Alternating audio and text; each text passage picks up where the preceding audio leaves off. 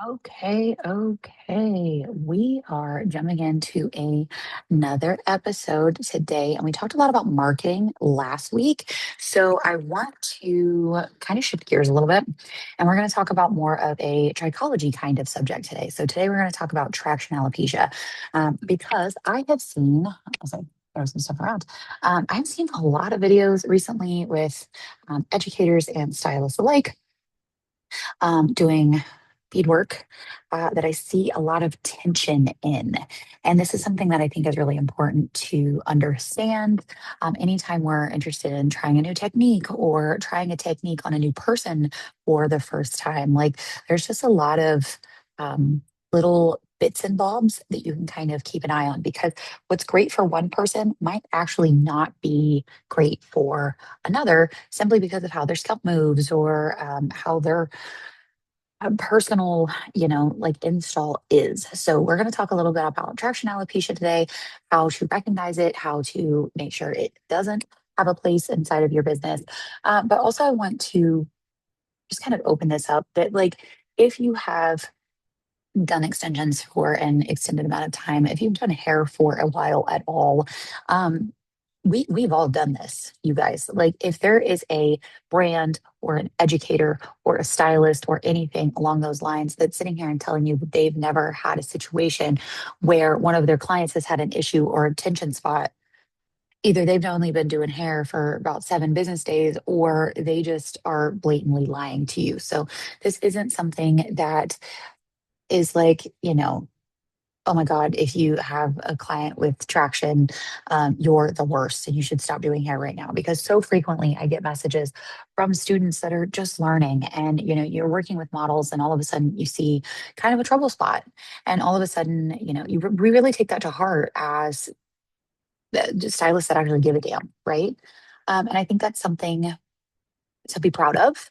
The fact that you give a shit is a lot more than a lot of other people do. Like I said in the beginning of this call, like I have seen educators post videos advertising their courses where there's obvious severe tension and traction happening in their install, and it's like, ugh, so just understand that this is a human problem. This is a human issue, and we're just stylists trying to do our best. So especially if you're in a learning phase or anything, this doesn't make you a bad stylist. The fact that you care about it, the fact that you're concerned about it, the fact that you want to make sure it doesn't happen again actually is the exact opposite. It makes you a fantastic stylist, and it actually puts you right on the path that you should be on to do better and get better every single time you touch a head of hair. So that's just my little intro into that. I also want to just let you know that traction alopecia is not something end all be all. In the beginning, it can absolutely be caught and prevented in an install. So it is caused. Yes, but it can also be caught.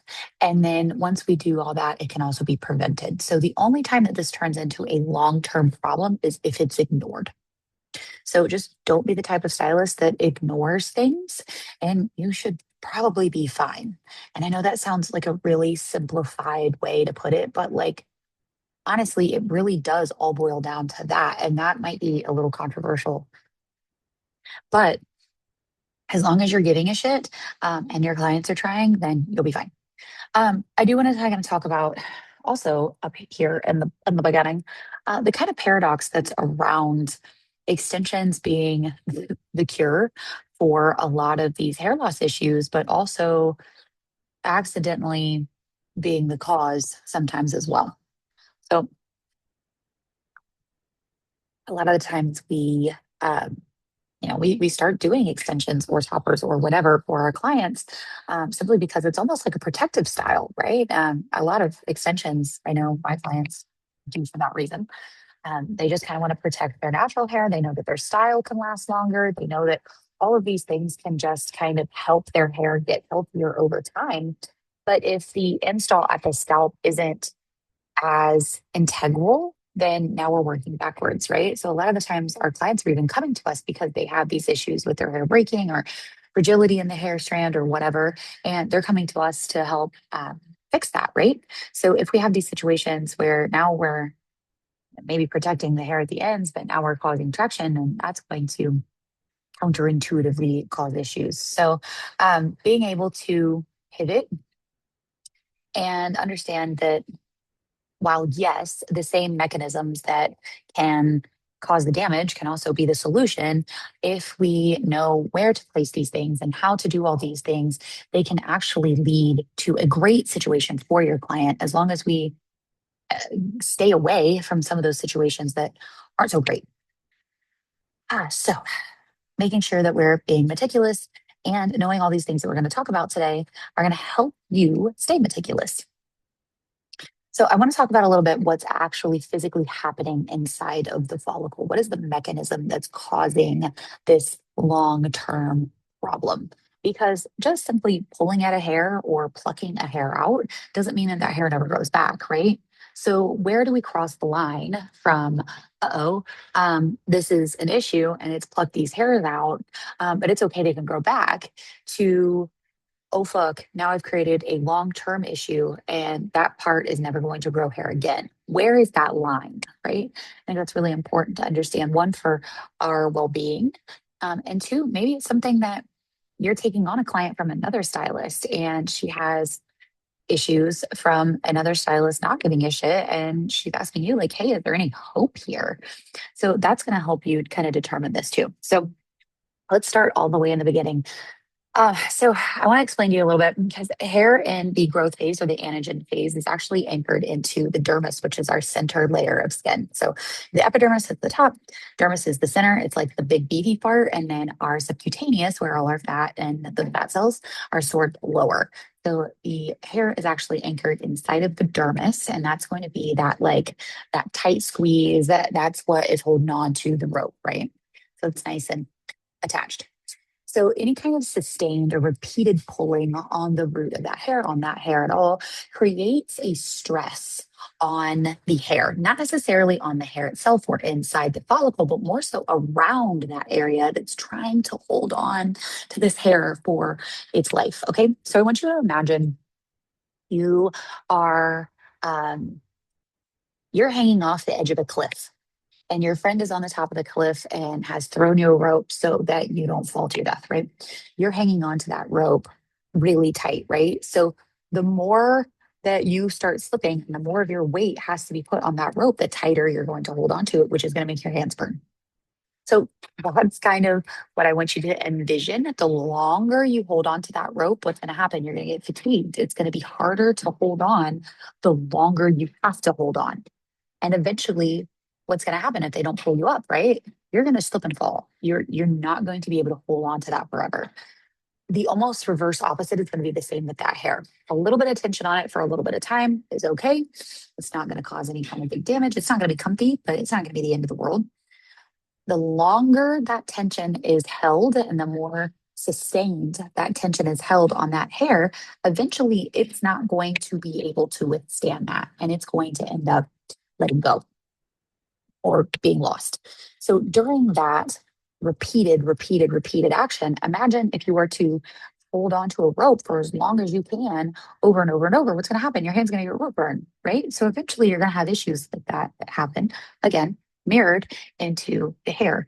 The more times that you put tension and traction on that exact hair, the more inflammation is going to build up around that hair follicle, because that entire thing is fighting for its life to keep that hair in. And it's just aggravated with the fact that you're pulling on it and you're causing those issues. So once we get into this situation where the hair itself is really just on the struggle bus, this is going to be where that long-term issue starts happening. Hold on just a second. I'm going to switch myself around here. There we go. Okay. So when we have, which Jade, welcome. We are talking about traction alopecia today. If you want to catch up on the beginning of the call, it will definitely be posted inside of YouTube, and you can peek at the beginning.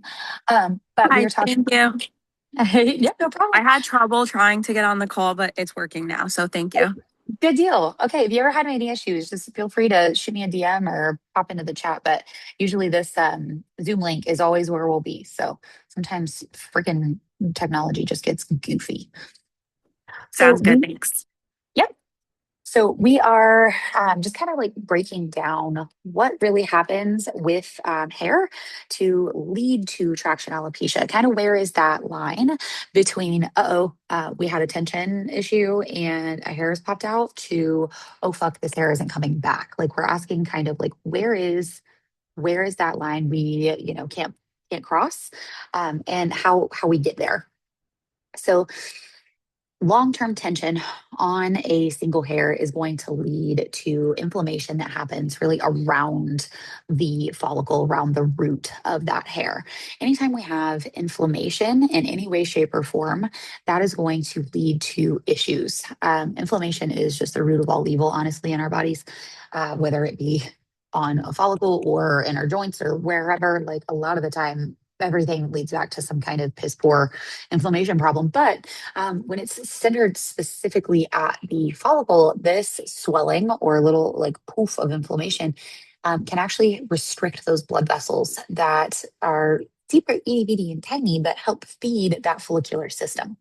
So, anytime we have long term swelling, long term blood loss to that area, long term inflammation that's causing issues that preventing the blood and lymph system from getting to the root of that hair and the stem cell from being able to properly receive its blood and lymph supply. Anytime we have a kind of strangulation of a system, it's going to suffer. The follicle is no different. So, in this kind of situation, that long term inflammation can absolutely lead to a micro scarring that happens within that follicle. Now, when that begins, what we're going to see first is a shrinking of the follicle. So imagine, we're going to blow this up for size, right? But every average follicle this big. As that starts to shrink, it's going to start pinching closed because that inflammation is going to swell, right? What happens when we get injured and we get, you close your finger in the door? What happens? It blows up, right? It goes "Ploop," and just swells. So the follicle is no different. When we have that inflammation, it's going to swell up. And because of that, the hole that our hair comes out of is going to get smaller. When that happens, the hair itself gets smaller too. I explain this all the time. Like, think about that little Lego or Play-Doh hair salon guy that I'm sure we all had when we were kids because come on, it was fucking awesome. But that little guy, you ever have one that would get all kind of gunked up and then all of a sudden you have this one Play-Doh hair that instead of being like the normal spaghetti strand is like, and it's just like going crazy. That's almost the exact same thing that happens when hair goes off of our head. The hole that the hair comes out of is really kind of what determines how thick or thin that hair is going to be. That's a really simplified version, but there it is. So if we have inflammation that's also kind of pinching that close, what's going to happen is the hair is going to go from fat where it grew out a long time ago to it starts to kind of do this. Call those exclamation point hairs. So if you can blow that up or even, pluck one of those in that area and see a gradual tapering or thinning down, that's going to either signify an androgenic alopecia, or if it's in a section where the tension is already pretty prevalent, that could absolutely be a sign that you're on the way to traction alopecia. There's also something you can look for around the hairline. If you have somebody who wears tight ponytails or barrettes, maybe they're in gymnastics or cheer or anything like that, and you're wondering if that's contributing to hair loss around the hairline, it's a great way that you can also just kind of take a peek at that and see if it's contributing. Look for that narrowing of the hair. That's going to tell you that that inflammation is slowly starting. Now, obviously, if we're all the way to like the nth degree here and we're seeing the hair being completely removed, that's pretty self explanatory, right? But if we just have this like gentle traction over a long period of time, that's going to be a red flag there. Um, the kind of like popping around to different like points on the head where this could kind of take place. So, the other thing to kind of keep an eye on is the actual root of the hair and specific things, which I might touch base on this a little bit later in another category. But if we have like beaded install methods or bonded install methods that we think might be causing some traction, if you can look at the root of the hair around where your bead is, and see almost like an extended white sheath that's kind of coming down on that hair. That is a telltale sign of traction happening at the follicle. So you're actually pulling that follicular sheath out just a little bit, and it's like this kind of gummy, um, tacky kind of material that's on that. It's a like fleshy kind of material, but it actually helps lubricate the hair out of the hair shaft. And if there's too much traction on that at the scalp, it can actually pull that sheath out. And it doesn't necessarily dry off like it should. It should just kind of like recede back nice and slow. But if there's extensive tension on that, you're going to see a very long, whitish kind of cast on the end of that hair. Versus if it is a naturally shed hair, the bulb on the very end of it, that like little white speck, should be itty, itty tiny. Not going to be something that's going to be long and drawn out. Okay. So itty bitty tiny is probably naturally shed versus long is it's kind of been pulled out. So if let's kind of go back to this whole like inflammation kind of side of things. So if we're seeing that that tension kind of is happening, but there's still hair growth. The scalp still can pull pink and white.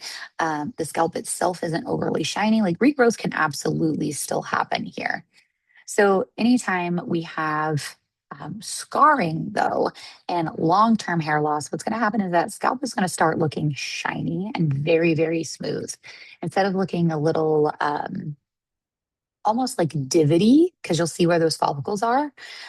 This is where it's going to look smooth and shiny and almost like cellophane will kind of, it'll almost have like ripples instead of polka dots. That's going to be where you're starting to see more scar tissue instead of a nice, clean, healthy scalp. A healthy scalp without any kind of scarring or issues should be almost like velvety appearance. Um, where it doesn't really shine, but it's not like slick or smooth either, right?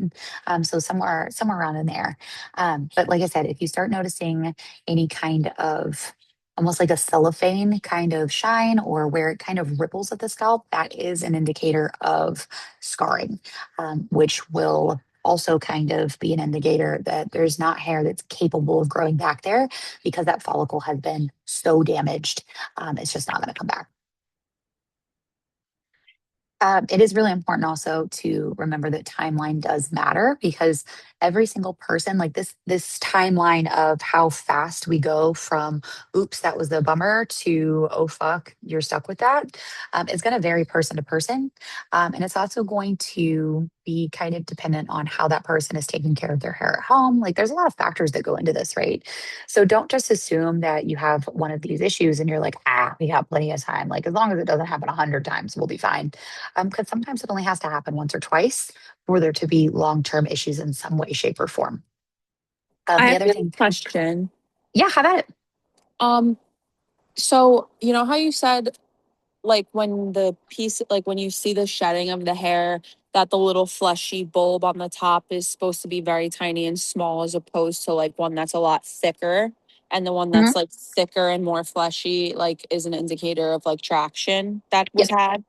yep. So what actually is that like caused the like the what actually makes that fleshy part of the like bowl bigger? So that is going to be, there's a almost kind of like a lubrication median in between the hair shaft and the actual tissue at the edge of the follicle. So let's like blow this up, right? So if this is like the edge of your follicle where that tissue is, down here at the bottom, we're going to have the root, and that hair actually grows right up into the center, right? There's this little like negative space on either side, but it's not just air right there. That's actually like kind of a membrane that goes around that helps the water and oil and things from falling down in there and keeps that follicle very nice and clean and tidy as far as like bacteria getting down in there. Okay. Kind of think of the fleshy that's under your nail and on the back of your nail, that epo and hypodicium. That's very similar to what we're talking about here, kind of that like in between material. So that's just going to help lubricate the hair out, kind of guide it out, and again, help that bacteria and everything from coming inside and getting where it's not supposed to. When we have tension on that hair for a long amount of time, you're almost going to separate those. So they should initially be like encased inside of each other, right? But as we pull on this hair, that's going to start sliding that membrane in between out of the follicle because there's tension here. Ideally, same as when your nails grow, right? Like sometimes the cuticle kind of comes up a little bit, but it's usually dried up and it kind of recedes on its own. Um, but if you were to like yank on your finger, like it's gonna have problems. But same thing's happening here. Like ideally, as that hair grows, that material is shrinking back at the same rate that the hair is growing. So you never notice it. But when we're pulling on that, it's going to kind of get out of line with the way that that goes. So it's going to help pull it out. That's why you'll see that white sheath along that hair that almost looks like a tube that's growing with it. Does that make sense? Yeah, that makes perfect sense. Thank you. Perfect. Yeah, absolutely. Okay. Yeah. And again, let's remember that like early traction alopecia is reversible. Like this is exactly why we're talking about all these things because it is totally normal to fuck this up once or twice. It's totally normal to have an install where, sometimes your client is just a pain in the ass. Like I talk about this all the time in my classes. I am a train wreck. I am the worst client we have.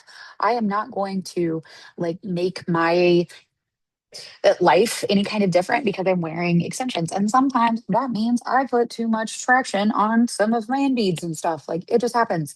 I'm going to do my best, but my best is not going to be very good sometimes. So maybe you have a client that's like me and she's just kind of a pain in the ass. And you have to just have those conversations to be like, hey, this could cause you long term damage. Like, and as a stylist, like, listen, I don't do my own hair and I'm actually honestly, kind of a butthole for doing this to my stylist, but I'm like, listen, I get it. If it causes damage, like whatever. But like as a stylist, if I'm having someone in my chair that's having these issues, I'm like, yo, dog, if this keeps going, like I'm not going to be able to keep putting extensions in these same places. And we are going to talk about how to have these kind of conversations with your clients here in a little bit too, because I think that's really important of how to let them know that these things are happening. Because I'm also not one of those people that are going to sit here and tell you, oh, and if a traction spot ever comes up, you should just totally ignore that and never tell your client about it. Because I think that's inhumane. But let's talk about a little bit of what too much scalp tension actually looks like in the moment, like those immediate signs that, like, don't tell, that might not be it, right? So, first thing we're going to look for is scalp blanching. What I mean by this is when you pull on hair, the scalp will actually turn white instead of that nice, like, blushy pink. Okay, let me see if I can get close enough. So, my hair is really reactive. My scalp really is. Okay. So we have the kind of like normal. And then do you see how that gets extra white from back here? Okay. We're looking at the color here versus here. Do you see how that's noticeably different? Now watch me let go of it. See how the color comes back? What's happening here when we're pulling on this is that is restricting the blood flow to those follicles. It's restricting the blood flow to that area. So over time, if we keep doing that, it is going to cause issues. Okay, so this is one thing that we're looking for, especially when we're doing hairline beadwork or anything around those really like sensitive hairs around here with less like they don't have that strength at the follicle. Those are going to have a lot more reactivity than the ones with more follicular strength or just higher tension, tensile strength back in the back. Okay. So this could end up with breakage where you get like little stumpy hairs, but more than likely you're going to end up with like actual issues here. Now, moving into if we have long-term traction, remember how we said that that's going to slowly start pulling this hair out a little faster than what it would naturally grow out, right? So When we have that, that's when we can get folliculititis like irritation. That's where we're going to get little bumps, little pustules, things that look like little tiny zits on the scalp because of that pulling. Also, remember how we talked about that sheath that we're seeing is a membrane that helps protect the hair from bacteria getting in. What happens when you pull your nail away from the bottom? It hurts like a bitch, right? Sometimes it's got a fever for a day. Sometimes it just goes whoom, whoom. Or like, you bite your cuticle off and all of a sudden it's like, ugh, or we open something up there. Like we've all had little things like that happen where all of a sudden, like water burns when it gets in there. Sometimes it's like one of those where, you get alcohol in it or something and it burns like the hellfire and then it's irritated for 2 days. If you've ever cut your own ingrown toenail out and then had your toe feel like it was a hammer toe for the next couple days, like these are all the same concept of what's happening when that membrane is exposed, when that hair is pulled out, because now that membrane can't properly protect the follicle the way it's supposed to. So we're going to have those little irritation marks, little bumps, pustules, folliculititis type things where bacteria can actually get inside of that hair shaft and cause little micro infections inside of that actual follicle. The other thing we want to look for is the clients reporting obviously pain and tightness, but also itching. If they're like, this one spot itches like the fucking devil, that could be how they perceive the pain there. I am someone, I have a very, very high pain threshold. And honestly, I don't even know if I have nerves in my scalp. Like I just have a very tough head. So for me, I don't feel things being tight. I don't feel things being painful necessarily. However, I will feel things itching. I'll have things where I'm like, ooh, that's a little itchy right there. And I have now come to the conclusion that I know that's when there might be a crosshair or there might be a little tight thing.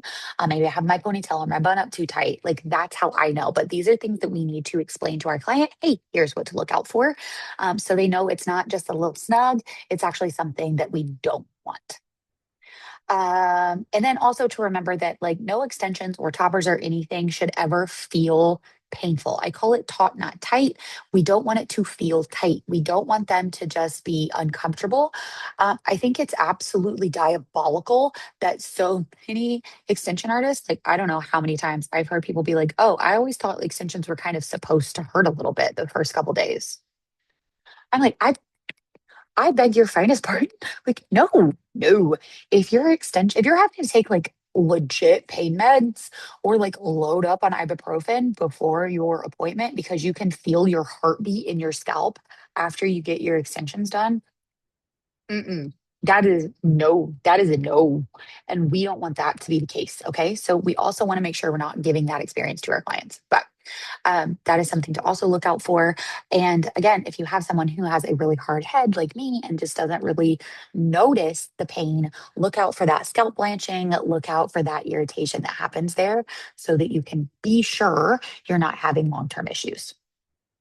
Okay, so now let's talk about what traction alopecia looks like over time and how that can progress. So, in a situation where we're talking about tight ponytails or anything like that, this tension is going to be around the hairline, potentially back even behind the ears. That's typically where we pull that ponytail, it's going to go wonk and kind of tighten up through there. So, a lot of the times we'll see what we kind of call like a fringe sign where there's very short broken hairs that just like don't grow any further than that. Those are typically a sign of wearing it up too tight. But those short, little, fine, broken hairs around the hairline can be an indicator that there could be some tension going on.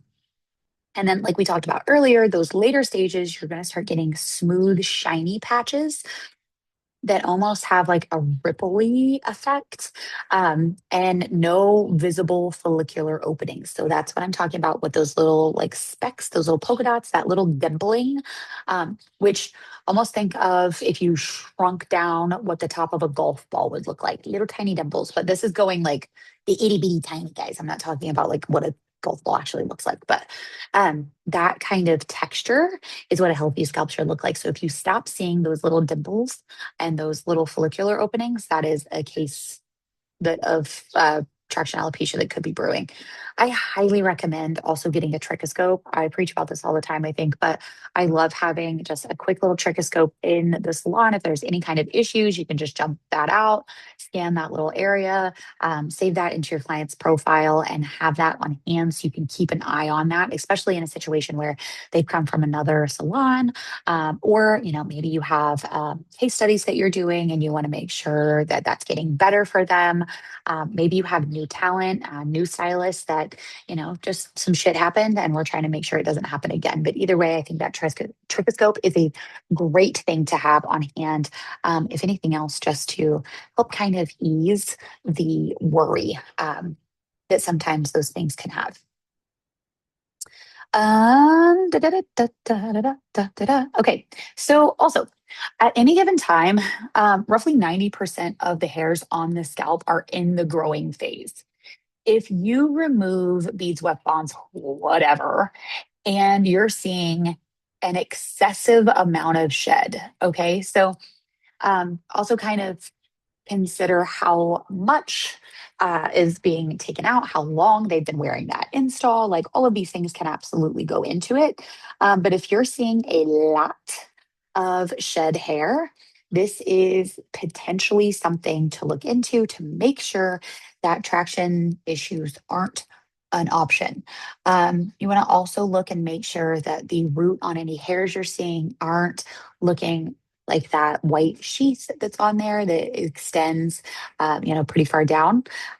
Making sure that those aren't there, making definitely sure that they don't look almost wet at the root. That's where you can actually pick up that like that sheath, the interior tissue is actually being pulled out.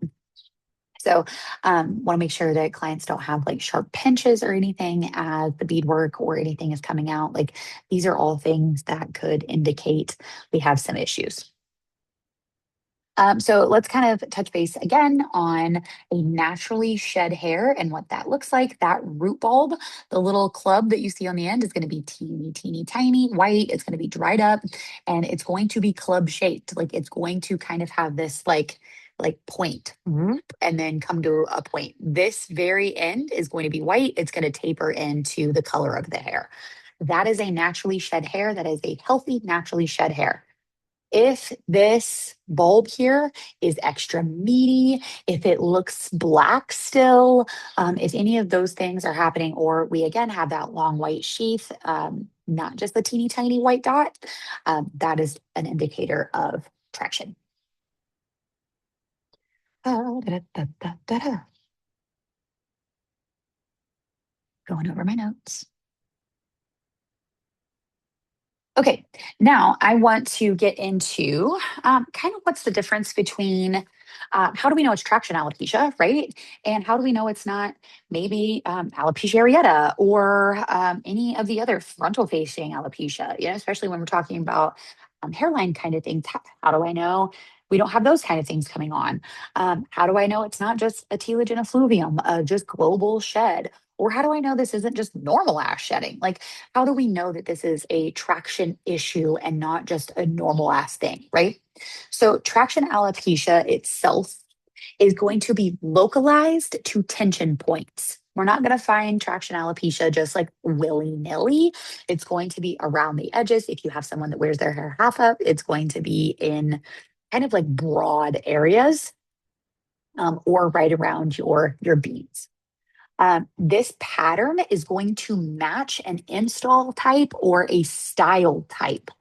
It's going to be something that you could put that tension back on it and immediately see that area be the issue spot, right? So, again, back to this, right? If I had thinning right here and I had a bead right here, then that would directly correlate. I could be like, oh, let me pinch this. Oh no, every time I put that bead on, it seems to aggravate that one spot where we're having issues versus, maybe let's blow this up. Maybe I'm having thinning all around here, but I wear my hair in a slick back all the time. I could put my hair in that slick back and all through here would be the area that you would see that tension begin. This is a direct correlator and how you can be like, that might be traction alopecia. Okay. So versus alopecia areata, this is the classic little patches of alopecia that you're going to see. So I want to give you these kind of options because we want to make sure that, we're not having like a traction or an alopecia areata situation happening right at the scalp. So making sure that it's not that. In an alopecia areata situation, that's going to be very sudden. So this is going to be very well defined, an oval shape area where, I mean, honestly, it could happen overnight. Like this is very fast that this can take place because this is an autoimmune driven situation. And any kind of alopecia, like alopecia areata type situation, is going to be where the follicle itself loses its immunoprivilege and the actual immune system starts attacking that space, that follicle. So when we have this, that's going to happen very quick. It's going to kind of lose in chunks, and it's going to happen fast. Okay, so this is something that is probably not going to be exactly where your bead is. If this is something where just so happens you have the world's worst fucking luck and you happen to have a section where your bead is sitting that also turns into a traction alopecia or a alopecia areata spot, it's going to extend past that beadwork, past that section to form kind of a perfect ring or kind of an oblong kind of ring. But it's not going to be exactly where your bead is that's going to somehow be where this alopecia issue is. Okay. So don't like take a cop out and think it's that because it's probably not. Um, frontal frontal fibrosing alopecia is going to be another form of scarring alopecia. This is another autoimmune driven issue, but this is where the hairline starts receding back. This is also going to be a little quicker, but this is going to happen in a headband like situation and start from kind of the forehead back. It's going to happen immediately around the headline and the hairline, can even happen down into the eyebrows, and it's going to get shiny very quick. This is going to be different than traction alopecia because it's going to happen almost like a windshield wiper. Okay. It's going to just kind of migrate back versus traction alopecia is going to be more diffuse. This is going to be very the flood. Okay. It's just going to kind of creep back. As opposed to being diffuse, where you have those little hairs that are still there and it's just slowly getting thinner and thinner. All right. Telogen effluvium, this is going to be those stress sheds. This is going to be different because this is going to be diffuse shedding that's all over. This is not going to be localized to a specific section of the hair. It's not like we can have a telogen effluvium that's literally right at the top. Like that doesn't happen, okay? So this is going to be equal shed across the entire head. Can even happen into the eyebrows and eyelashes sometimes, very rarely. But this is going to be something that, you can brush the hair down here where it doesn't have any extensions and in the crown where there's not any extensions. And you're going to have just the same amount of hair in the brush as you would if you were brushing where the extensions were. Okay, this is going to be very uniform all over. We're not going to have a breakage pattern. There's not going to be any of those fringe hairs. And typically, excuse me, this is going to happen 2 to 3 months after a triggering stressor, whether that be a major illness, a big life event, maybe postpartum, a crash diet, a major medication change. Like this is going to be months later, and this kind of a shed is going to last a couple months to 6 months tops. If it lasts anything more than that, that is definitely something a doctor should do blood work about. Honestly, I tell everybody if it lasts more than 2 to 3 months by itself, definitely something you should consult your general practitioner about, getting lots of blood work done, digging in, because like I said all the time, hair loss is a symptom, not a diagnosis. If you're seeing extended hair loss, extended shed that just really can't be pinpointed, that is not a diagnosis. That is a signifier that something else is going on. Now, I do also want to talk about real quick what normal shedding looks like, because remember, we lose 50 to 100 hairs a day, depending on, person to person. So if you're seeing more than that happening, if your clients are seeing brushfuls and handfuls of hair every single day with no tension or anything like that, that could be an indicator of telogen effluvium. But if they're just seeing, a few hairs in a brush every single day, there's no necessarily like part line fitting and no pattern to the hair loss, no tension issues happening. It's probably just normal shed. Okay. So that's a like, everybody deep breath, everything's fine. Everything can be handled from there. So now, real quick, I just want to take into talking a little bit about how we can converse with our client before I open up and see if anybody has any questions. But just wanting to give you a couple ways to bring this up. I think leading with curiosity instead of alarm is the best way, because whether it's work from another stylist or whether this is work that you've done, either way, we don't want to alarm that client, right? We don't want to make it a holy shit kind of situation.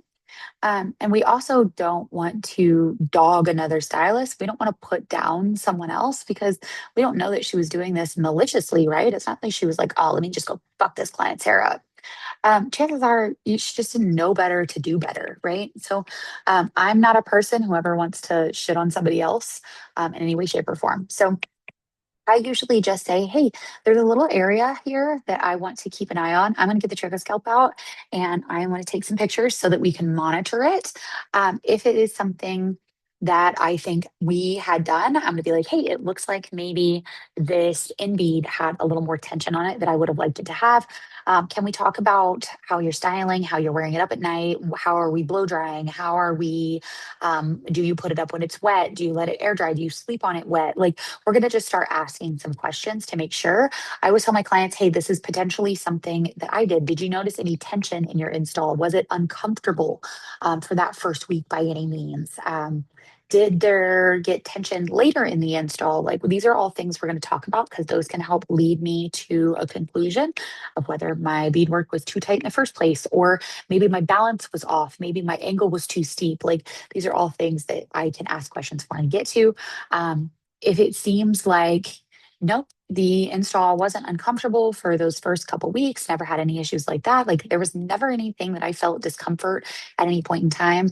But yeah, I do wear it in a towel for a pretty long time until it's most of the way dry, and then I blow dry it a couple hours later. That will give me a pretty good indication of where my tension is coming from. Okay, so those are also things that we can have our clients talk about. Just being able to open that up. Like I said, I phrase it as like, hey, there's an area here that I want to keep an eye on. So I'm going to scope it. I'm just going to observe it, document it, and adjust any kind of things. We want to make sure that we're never putting beadwork in the same place more than once if we are seeing tension happening there, because it could just be a more sensitive area of the scalp that just really can't handle the weight. That's another kind of good thing to think about here. And I'm going to give you some things that you can make like a checklist on of how to prevent this here in just a second. But making sure that you're just avoiding those issue bringers to make sure that we stay away from those. So I want to make sure it's not anything overly painful, and just understanding that if you have someone that is continuously having issues, being okay with switching things up. I've had people that really want rows or they really want extensions, and their scalp just can't handle it. So being open with your client, be like, hey, we're going to monitor this, but it is very likely that this just isn't going to be an option for you. So we're going to see what we can do, but I can't promise how your scalp's going to react. So making sure that that's a thing too.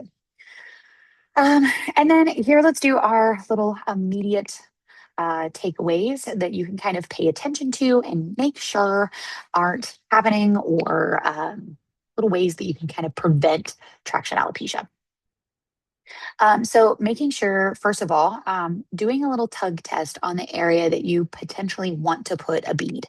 Um, if you have a client with a reactive scalp like mine, if you put that bead on and clamp it down and you can immediately start seeing it pulling white, you need to release the tension in that.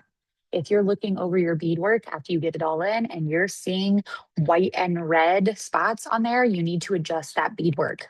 Okay. Never let someone leave with pale white patches. That is a vascular response that we absolutely need to address before we send that person out.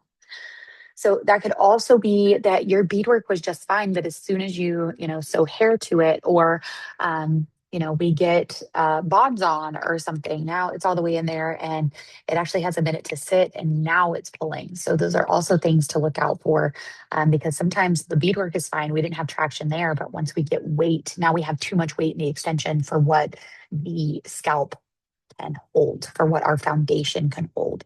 So making sure that we're also paying attention to that and matching density for density. Also understanding their specific pain language. Like I talked about earlier, for me, I have a very high pain threshold and my scalp is not sensitive. So asking me, does your install hurt? I'm going to say no. However, I have an itchy spot. That itchy spot isn't just a normal itch, that's a tight spot. For me, that's how I perceive it. So, what is their pain language? What does it feel like? What does discomfort feel like to you? So, I don't word it, does anything feel painful? I say, does anything feel weird? Does anything feel funny? Does anything feel out of the ordinary? That's going to help your client kind of really tune in to be like, yeah, I think something does feel a little wonky over here, but I don't really know how to explain it, right? Because, like I said, sometimes they just might not recognize it as pain. But if you say, does anything feel out of the ordinary to you? They might just be like, I think so. So understanding how they perceive those sensations is going to help you too.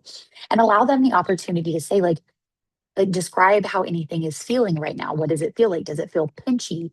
Does it feel bitey? Like those kind of things are going to also help. And then the last thing is to make sure you're, like I said, moving those points around. Obviously, with scalp um, structure and kind of how we want to position wefts or rows or K-tips or anything on the head, a lot of the times you're probably putting them in generally the same area, right? But we want to make sure if there is any kind of like, if you take that out, wash their hair, and come back, and you can still see where your beadwork was last time, that's an indicator that you had tension in your beadwork last time, and you absolutely should not put beadwork in that exact same spot again. All right. So moving around your beads and just that like delayed kind of beadwork is going to help with long-term tension as well, making sure it gives that section of the scalp an area to rest, a moment to breathe, a moment to recoup, and also adjusting something in the way you're doing that beadwork to make sure it doesn't happen again. Also talking with your client, making sure she's not contributing to the issues as well. So that's a good just overview of everything with inside the traction alopecia kind of thing. Does anybody have any questions about clients with traction alopecia, addressing traction alopecia in our installs, anything along the sort? Go ahead and either raise your hand or unmute yourself and just go ahead and ask if you do have anything.